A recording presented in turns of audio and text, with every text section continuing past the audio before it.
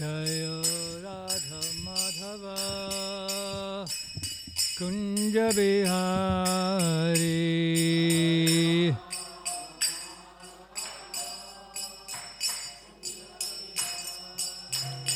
Jaya Radha Madhava Kunja Bihari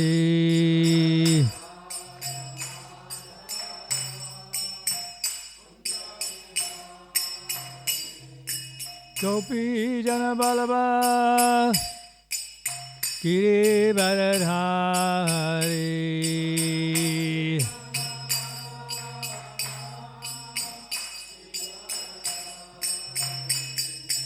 Gopi Jana Balaba Giri Baradhari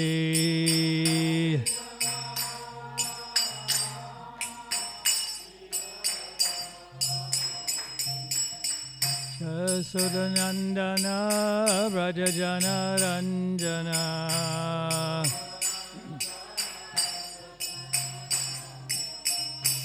Yasudanandana Brajajana Ranjana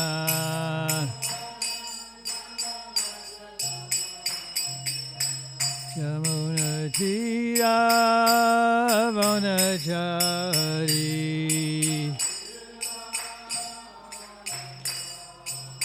Yamuna Tira Vanachari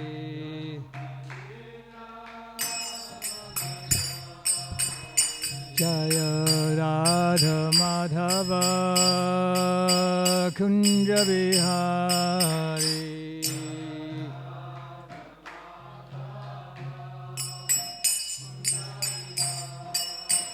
Jaya Radha Madhava Kunja Bihari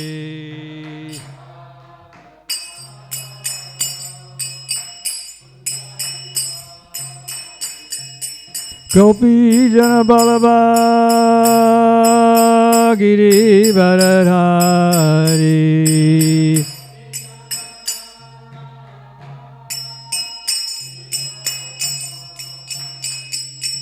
Gopi Jana Balaba Giri Baradhari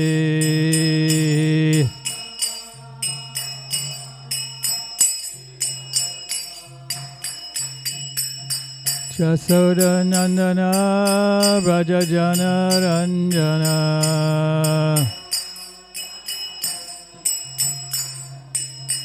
Yasoda Nandana Brajajana Ranjana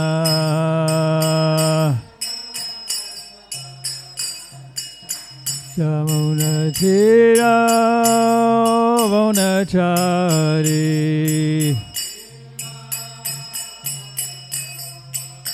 Yamuna Tira Vanachari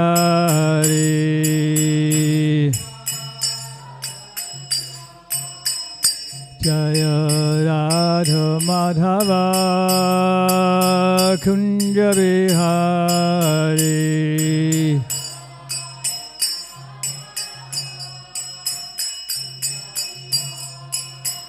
Jaya Radha Madhava Kunja Bihari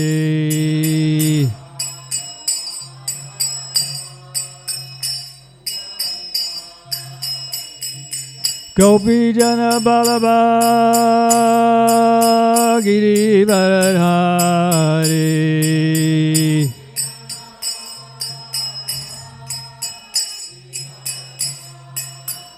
Jaya Gopi Jana Balaba Giri Baradhari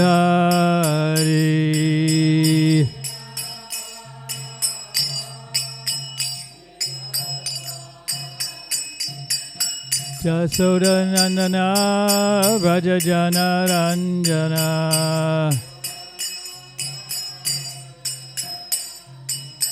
Yasoda Nandana Brajajana Ranjana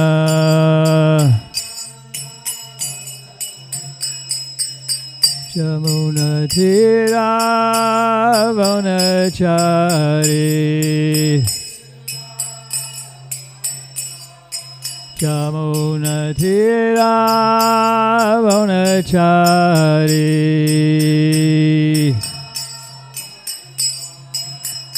Jaya Radha Madhava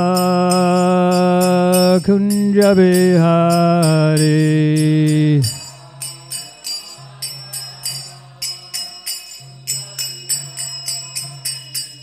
Gopi Jana Balaba Giri Baradhari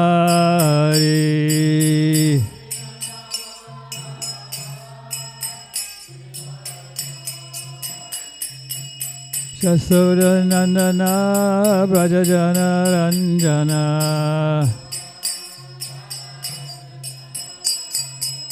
Shasoda Nandana Brajajana Ranjana Yamunatira Vanachari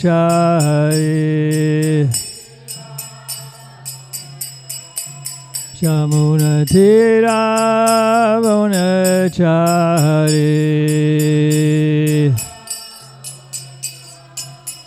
Jaya Radha Madhava Kunja Bihari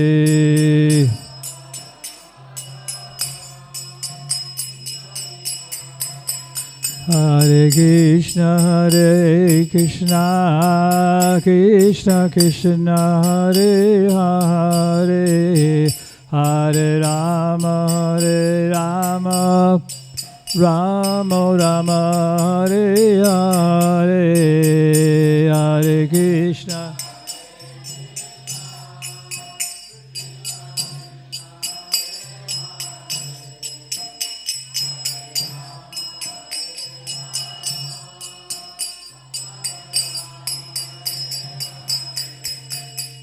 Hare Krishna Krishna Krishna Hare Hare Hare Rama Rama Rama Hare Hare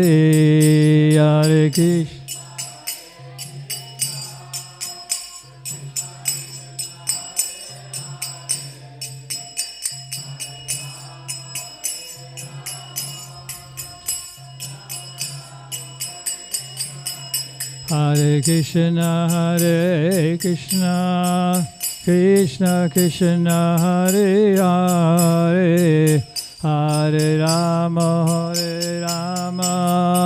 Rama Rama Hare Hare Hare Krishna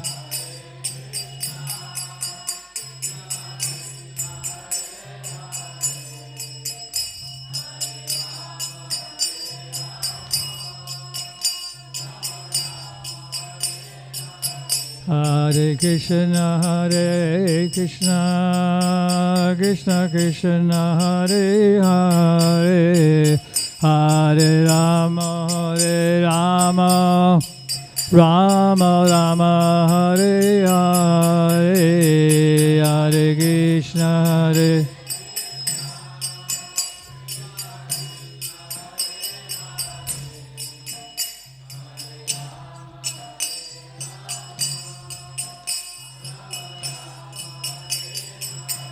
Hare Krishna Krishna Hare Hare Hare Rama Rama Rama Hare Hare Hare Krishna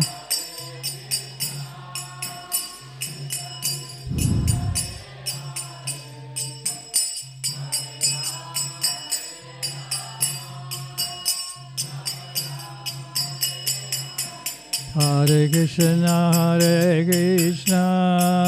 Krishna Krishna Hare Hare Hare Rama Rama Rama Hare Hare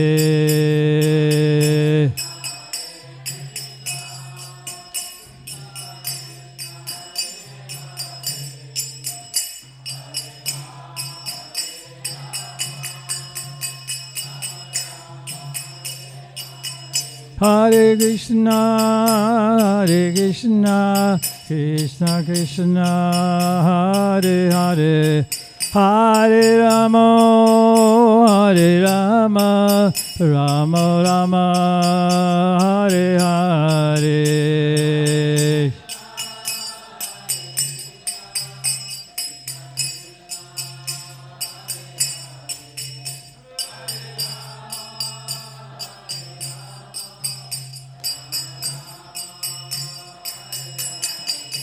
Hare Krishna, Krishna Krishna, Hare Hare, Hare Rama, Rama Rama, Hare Hare.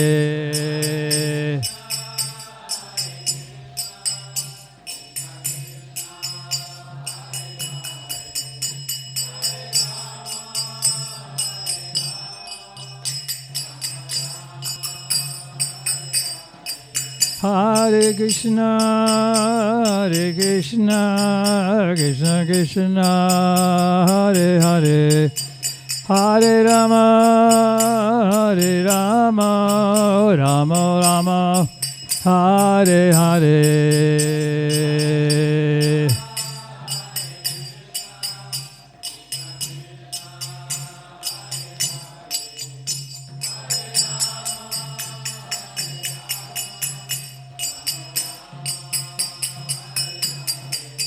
Jaya Prabhupada, Jaya Prabhupada, Jaya Prabhupada, Jaya Prabhupada.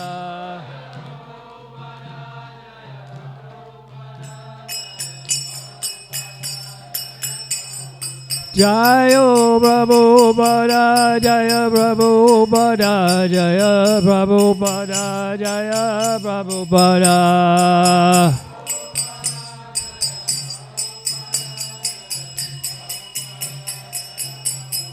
Jaya Prabhupada, Jaya Prabhupada, Jaya Prabhupada, Jaya Prabhupada.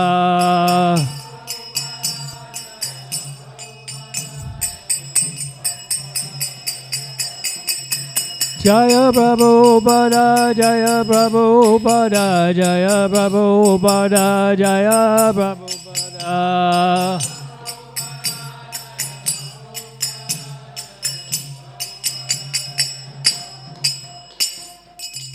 Jayam Vishnupada Paramahansa Paribrajika Charja Stotara Shata Shri Srimad Divine Grace A.C. Bhaktivedanta Goswami Maharaj Srila Prabhupada Ki Jai. Ananta Koti Vaishnav Vrinda Ki Jai. ISKCON Founder Acharya Srila Prabhupada Ki Jai. Namacharya Srila Haridas Thakur Ki Jai. Prem Shekaho Shri Krishna Chaitanya Prabhu Nityananda Shri Advaita Gadadhar Shri Vasadi Gaur Bhakta Vrinda Ki Jai. Shri Shri Radha Krishna Gopinath Shama Kunda Radha Kunda Girdhan Ki Jai. Shri Shri Vrindavan Dham Ki Jai, Shri Shri Navadvip Dham Ki Jai, Shri Shri Mayapur Dham Ki Jai, Shri Jagannath Puri Dham Ki Jai, Tulasi Devi Ki Jai, Bhakti Devi Ki Jai, Shamaveda Bhakta Vrinda Ki Jai, all glories to the assembled devotees, all glories to the assembled devotees, all glories to the assembled devotees, all glories to Shri Shri Guru and Shri Gauranga. Narayanam namaskricham naram chaivam narotamam devim saraswatim vyasam tato jayamudidayet. Nasta prayeshu abhadreshu nityam bhagavata sevaya bhagavati utamashloker bhakti bhavati naishtiki. Reading from the Srimad Bhagavatam, Pregnancy of Diti in the Evening, Canto 1, Chapter 14, Text 42, is it? Driti uvacha.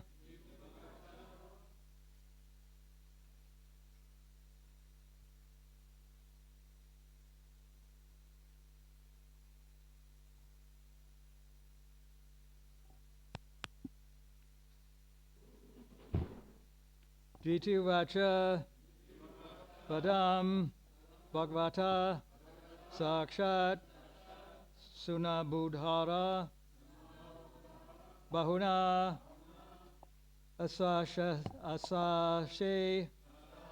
Putrayor Mayam Ma Krudha Ramanad Prabhu Driti uvacha Vadam Bhagavata Sakshat Sunabodhara Bahuna Asha Se Putrayor Mayam Makrudhad Brahmanad Prabhu Ditiruvacha Vadam Bhagavata Sakshad Sunabodhara Bahuna Ashase Putrayor Mayam Makrudhad Brahmanad Prabhu Ditiruvacha Vadam Bhagavata Sakshad Sunabodhara Bahuna Ashase Putrayor Mayam Makrudhad Brahmanad Prabhu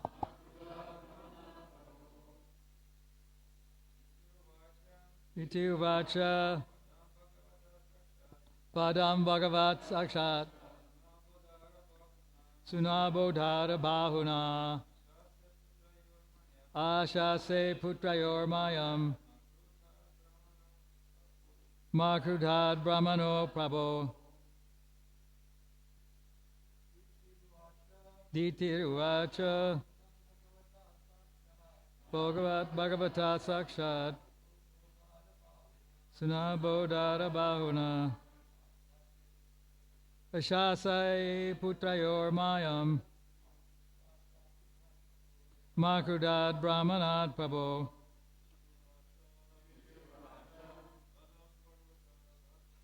Vadam Bhagavat Saksha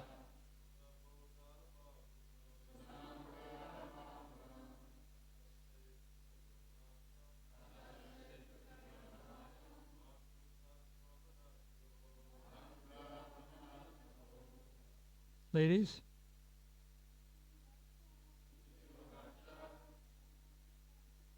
Vadam Bhagavata Sakshat Sunabodhara Bahuna Ashase Putrayor Mayam Makrudhad Brahmanad Prabhu Trituvacha Vadam Bhagavata Sakshat Sunabodhara Sahuna Ashasase Putrayor Mayam Makrudhad Brahmana Prabhu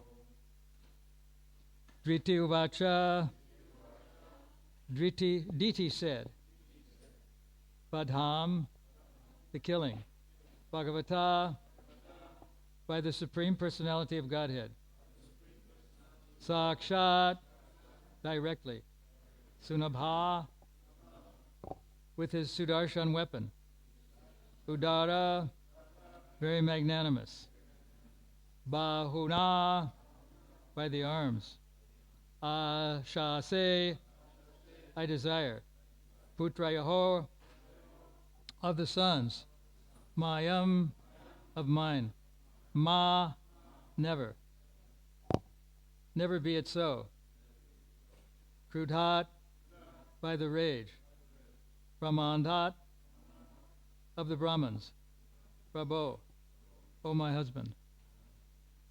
Diti said, it is very good that my sons will be magnanimously killed by the arms of the personality of Godhead with the Sudarshan weapon.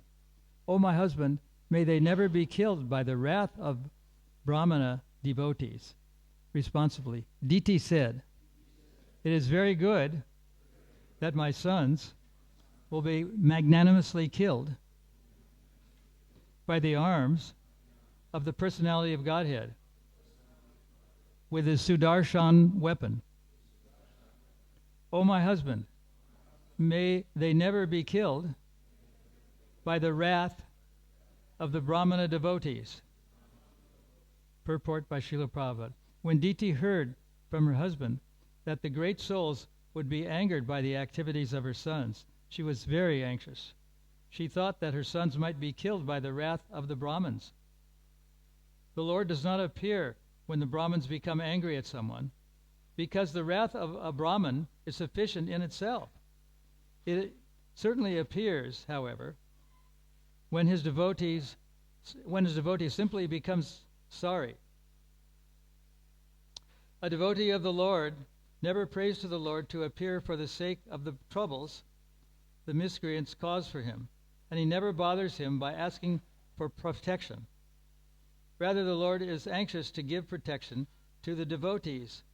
Diti knew well that the killing of her sons by the Lord would also be his mercy, and therefore she says that the wheel and arms of the Lord are magnanimous.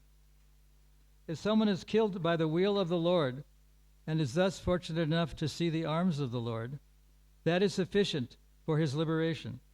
Such good fortune is not achieved even by the great sages. The verse again. Diti said, "It is very good that my sons will be magnanimously killed by the arms of the personality of Godhead with a Sudarshan weapon. O my husband, may they never be killed by the wrath of the Brahmana devotees." Om Gyanati Manasya Ganananjana Salakaya Chaksurinmilitam Jaina Tasma Shri Gurave Namaha Mukam Karoti Vachalam Pangam Longayate Girim Yatkripa Taraham Bande Shri Guru Dinatarane. So this unfortunate situation has a kind of a hidden blessing to it. Although Diti, in a sense, fell down and became a victim of sex desire, and her sons were born as demons as a result, these demons were actually killed by Krishna. So in a sense, they were fortunate, even though they were demonic and they were demons. There's a picture on our altar of Lord Nrsingadev sitting on the throne of either Jaya Vijaya, which indicates that because they were residents of Vaikuntha at one point, that he could sit on that throne, and he never sat on the throne of other demons. Of course, they didn't have thrones, but he didn't sit on them. So this kind of curse is kind of a mixture of a blessing and a curse. It was a curse because her sons were born as demons, and it was a blessing because they were ultimately killed by the mercy of the Lord. So this happens quite often, that rules are sometimes broken.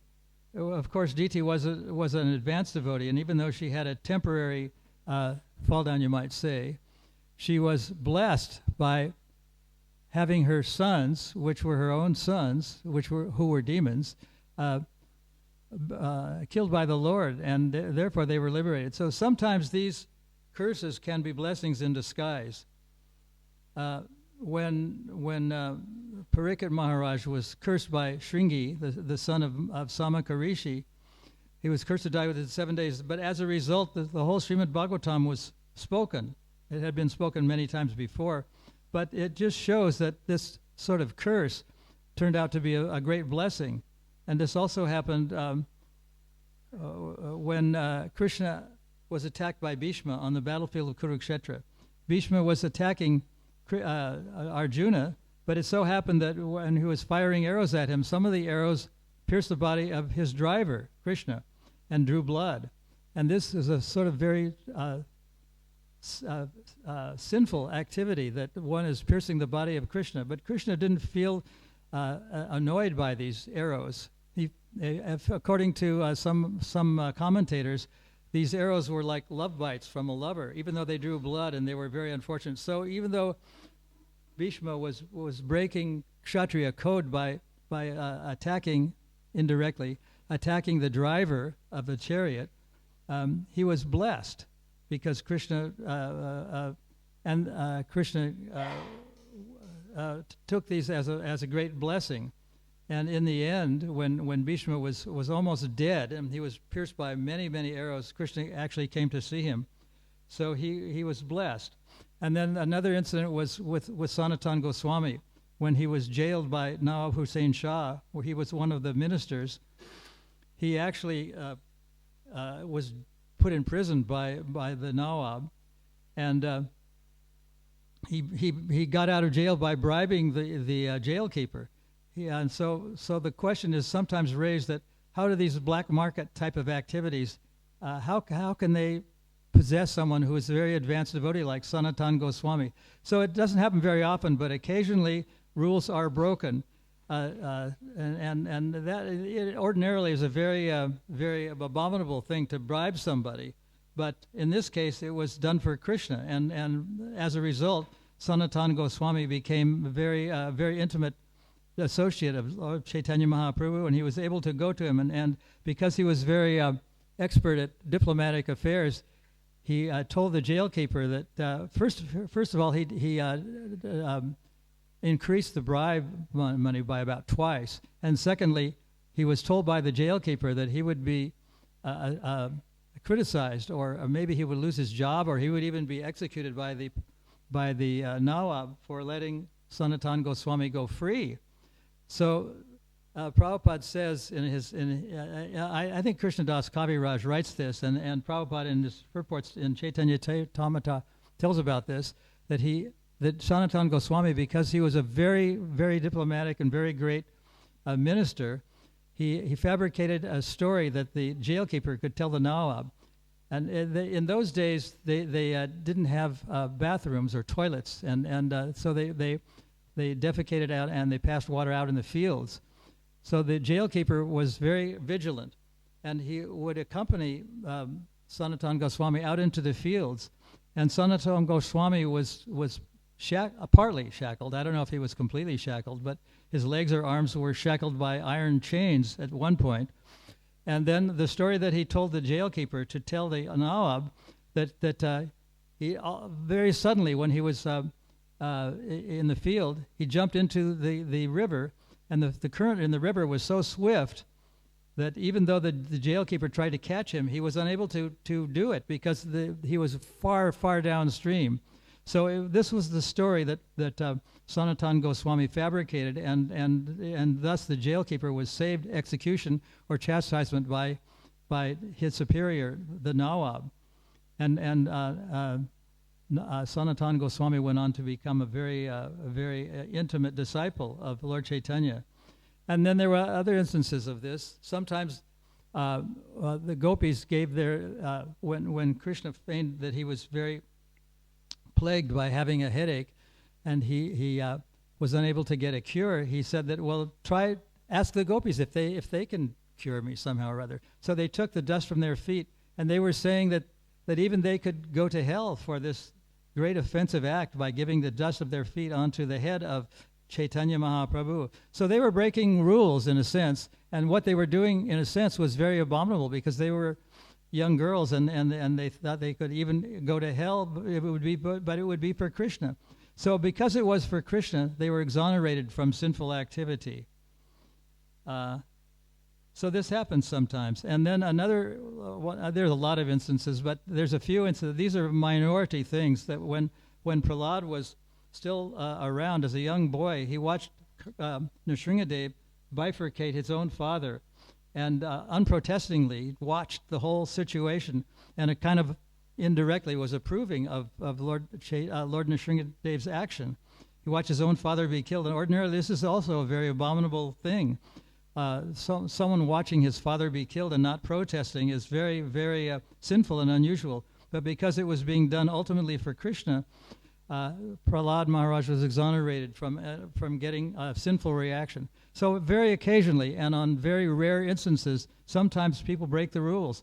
One other incident was when Karna lost his chariot, and Krishna advised Arjuna that you can kill him now. And he went on and Prabhupada was writing in his purport that it's very much against Kshatriya code to attack someone who's without a chariot. And Krishna, or Arjuna, was very disturbed, and he asked Arjuna before he was killed, "What are you doing?"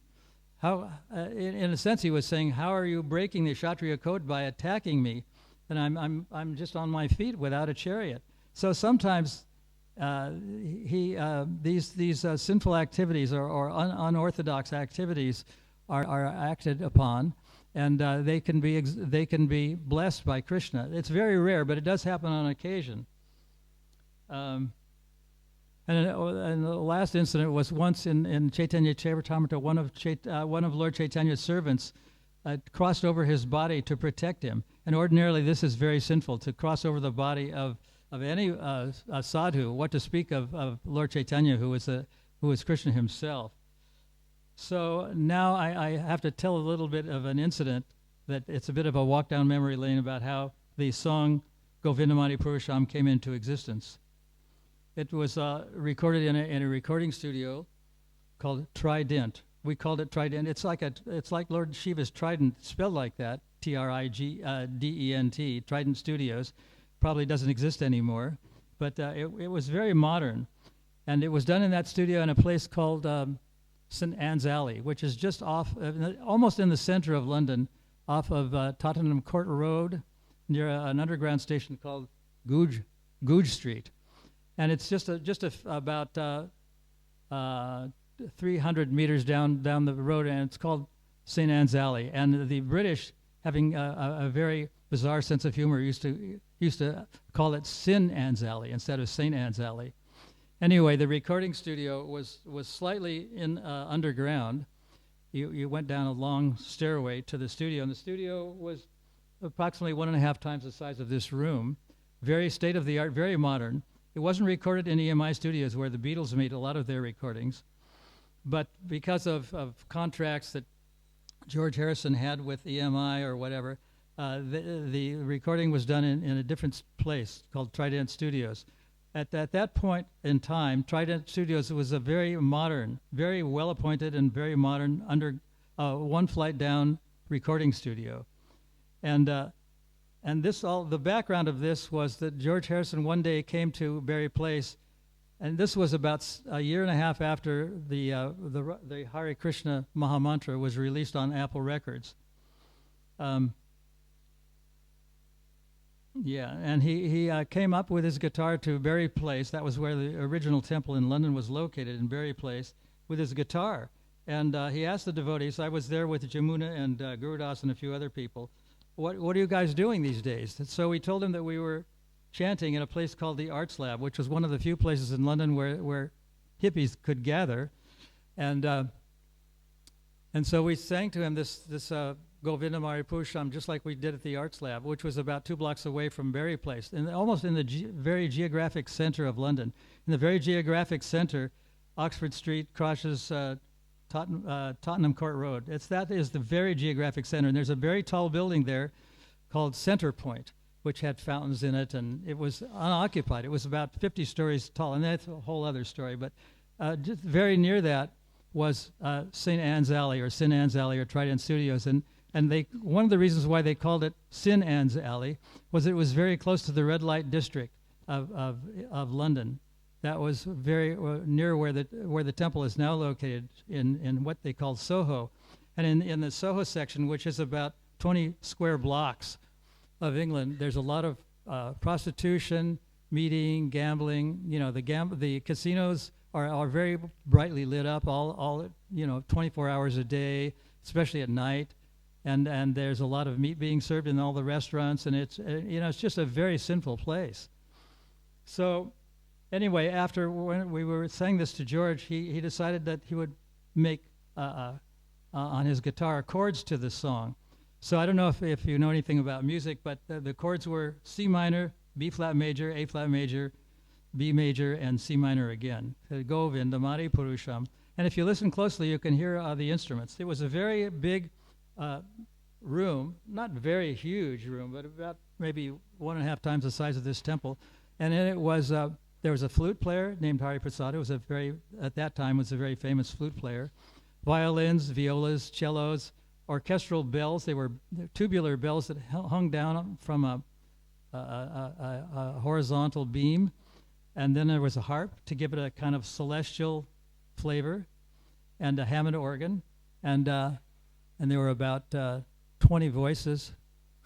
I was the choir director of the singers. They were all devotees, and they were as they sang, they were kind of swaying back and forth like grown wheat in a wheat field under a breeze. They were all in unison, dancing together, and singing. And then there was a Hammond organ that I was playing, and there's a control room. About halfway up the stairway was the control room. It was also below street level, and there was a big sheet of glass and a big, about 2-meter long mixing console, and it was about 1 meter this way vertically, not exactly vertically, but opposite to horizontal, and it was laying down. It was about maybe 1 foot thick, and the dials were these things that you push. It was a 16-track console, and the music was mixed very expertly. The mridanga and the kartals had to be played in a separate room in the recording studio behind what the recording engineers called a baffle, because the ringing of the kartals in the very high partials would distort the other instruments. So the mridanga and kartals were played in a separate room behind a baffle so that they wouldn't distort things, and there were probably, a whole room full of musicians. And the recording was mixed later on this big console by George Harrison. He, being familiar with recording studios, he knew how to mix things. And if you listen closely to the recording, you can hear the harp and the viola, violins, and the organ, and I was playing a Hammond organ. We took, I think it was 2 takes before it was done. And you can hear the many voices singing. A little later on, I'm going to read some eyewitness accounts of. Well, I was in England at this time. Prabhupada was in India, but he'd heard about it, and someone in England had sent Prabhupada a copy of the recording, and I have a copy of what the recording looked like. Looked like this. I'll just pass this around, and anyone who wants to keep it can keep it. This is what the front cover looked like, and the back cover. It looked something like a little different, but it had the words of the song, and this is what the backside was like. So it was released as a small 45 RPM record, and vinyl they call them, and someone managed to send it to Prabhupada, and he heard it, but he listened to it on a very primitive kind of record player, and he didn't hear it very well. So at his request, it was played in the temple. There was a big controversy over the whole thing because Jamuna, who was leading the kirtan, and another instrument was the Armenian oud. You can hear it after the voice sings, and Hari Vilas, who was from that country, played. It's kind of like a mandolin or a guitar or a balalaika, but it's made in Armenia, and it's got that kind of guitar sound to it. So he was playing, and then we went up to the recording studio to watch George Harrison mix it. And then later on, he called on a drummer named Alan White and an electronic bass player named Klaus Vorman. So it was 16 tracks, but then they on a separate date, these people came in to be added to the mix. So it was a classical sounding thing, but it had a kind of rock beat to it because this drummer was playing trap drums like they play in rock music and jazz music with a big bass and a hi-hat and a snare drum and all that. So it had a kind of rock beat to it. And Prabhupada liked it. So this is one account that's on a website called BeatlesBible.point.com. George Harrison produces Govinda. Following the success of the Hare Krishna mantra single by Radha Krishna Temple, plans for a follow-up were made in early 1970. Another traditional chant, Govinda, was chosen. George Harrison produced the session and also played acoustic guitar. That's another thing, that he was, and apart from being in the control room, he was playing his guitar at one of the sessions. Klaus Vorman played bass guitar, while Alan White was the drummer. And then Prabhupada wrote to Shamsundar in 1970, in February, "Please accept my blessings. I beg to acknowledge receipt of your letter dated 16 February 1970, along with the Govindam record. I have heard it played on a record player, and although the machine was not very good, still I enjoyed the transcendental vibration very much." So he wanted to hear it in the temple room. Prabhupada asked that it be played on the speakers I don't know if any of you have been to the Los Angeles temple, but the speakers are about this high off the ground. And they're up near the ceiling. There's 2 of them, one on the left and one on the right. So Prabhupada wanted to hear him on the big speakers so he could catch all the low notes and the high notes and all the high fidelity. So this is a chapter from Dhanavir Prabhu's book called Srila Prabhupada.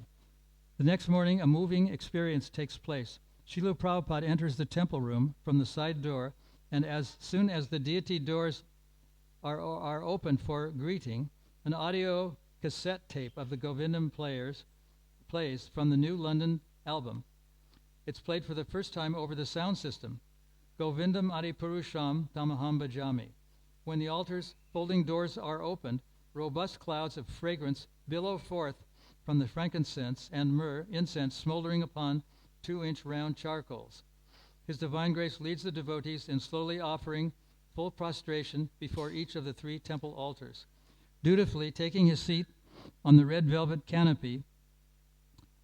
canopy-covered throne, on the red velvet canopy-covered throne of honor, constructed by his disciple Nara Narayan Das, gazing from the Vyasasana upon the gorgeously dressed deities and hearing the precious prayers of Brahma, so sweetly composed, the gentle guru is stunned with spiritual emotions.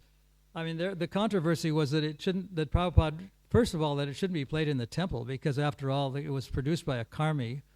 And second of all, a woman's voice was leading the whole thing. But Prabhupada insisted that it be played on the big speaker system while the Guru Puja was taking place. Gazing from the Vyasasana upon the gorgeously dressed deities and hearing the precious prayers of Brahma, so sweetly composed, the gentle Guru is stunned with spiritual emotions. Irrepressible tears glide down from his cheeks even as the song ends in silence, and as the devotees are granted an intimate exchange. From this day forward, Prabhupada requests the movement's centers to daily play the Govindam prayers upon greeting the deities, which I think is still done all over the world. And then there's another person, he was an eyewitness to this thing, and there's another person who was an eyewitness named Bhakta Das. And then Bhakta is a little kind of emotional and dramatic but I'll read what he said anyway. This has been published in the Memoirs books. I was there in Los Angeles when the Govindam prayers were played for the first time in the history of ISKCON. I don't know if it was the very first time in the history of ISKCON, but as Prabhupada entered the temple room, Vishnu Jan turned on the Govindam tape after Prabhupada offered his obeisances to the deities and sat on his Vyasasana. He was feeling such ecstasy that tears were shooting from his eyes. That's what he says. Tears were shooting from his eyes, like serum comes out of a syringe. Those of us who were sitting at the bottom of the Vyasasana were getting showered by Prabhupada's tears, literally showered. You could feel his tears that were shooting out of love. And that was on Memories DVD number 79. And about 4 years ago, a devotee named Karuna Dharani was writing for Back to Godhead magazine. This was published in about 4 years ago, in about 2020, and she writes that Srila Prabhupada became stunned when he heard this. His body shivered and tears streamed from his eyes. In the silence of the moment, the devotees chanted softly. Finally, Srila Prabhupada repeated the refrain from the song, Govindam Adi Purusham Tamham Bhajami. And according to one account, he actually sang along with it.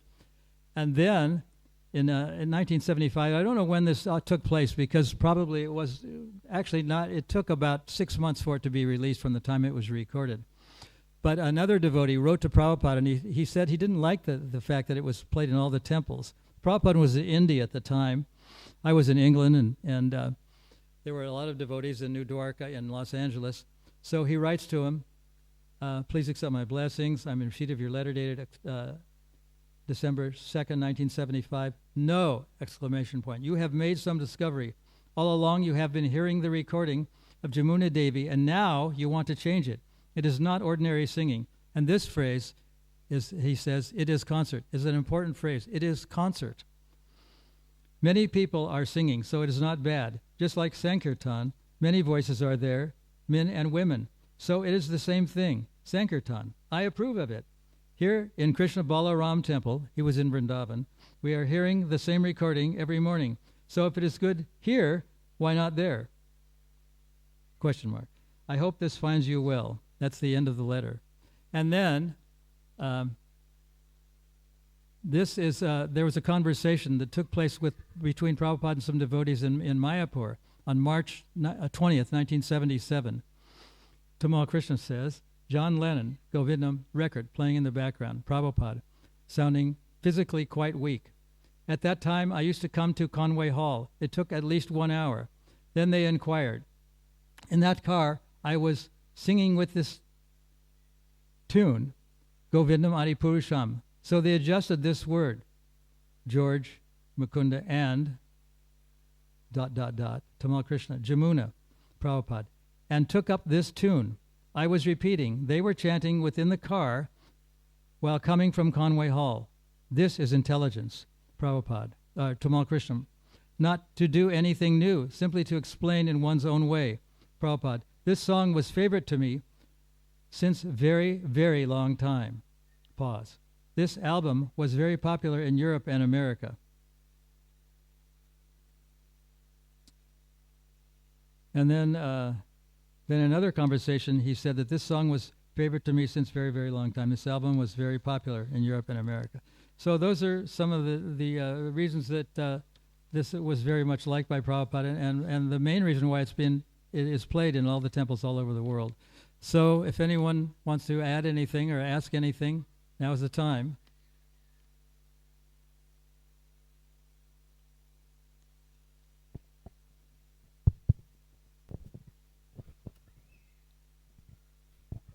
Thank you, Guru Maharaj. I'm just curious how you came about to select those two particular verses from Brahma Samhita, because there's 50 plus verses in the Brahma Samhita. Did you sort of get together and go through them all, or how did you come up with just those two particular verses for the Well, those are recording? the two verses that Prabhupada taught us to sing. He didn't teach us the whole thing. They're from the 5th chapter of the Brahma Samhita. And those are the two verses that we sang at the art lab. We went once a week to this place called the Arts Lab and chanted, and eventually they just put us in a little room off to the side that was up a stairway, and the ceiling and the walls and everything was painted black. That's why those two verses were used. They're the two verses that Prabhupada taught us to sing, and he sang them himself. Anything else?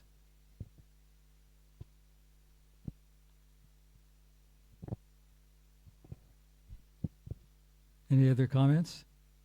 Okay, so we'll end there. Hare Krishna. Thank you very much.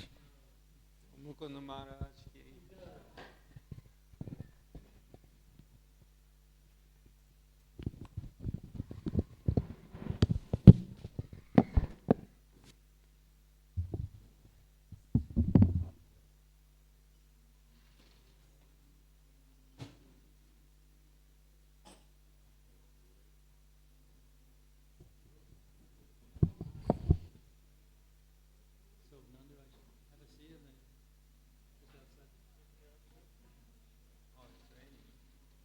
It's all right. I got a hat on. And that table's under cover.